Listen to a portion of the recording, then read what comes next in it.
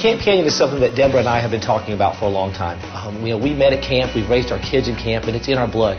Philosophy here really centered around providing a safe and comfortable environment where children are really free to grow. Giving children a chance to be themselves. That is, give them the tools, give them the skills, and then give them a comfortable place to use those and to become the individuals that they really can become. Also at Camp Canyon, we believe in kindness and friendship and building respect throughout the camp families.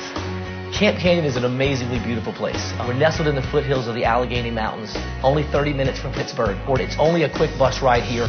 So getting to Canyon is very easy. Once you come up and enter Bethany, you see this beautiful campus. There's grassy fields, there's gorgeous flowers and fountains. You wake up in the morning with sun rising over hills, a little fog rising beside that, and you kind of go, wow, this is amazing.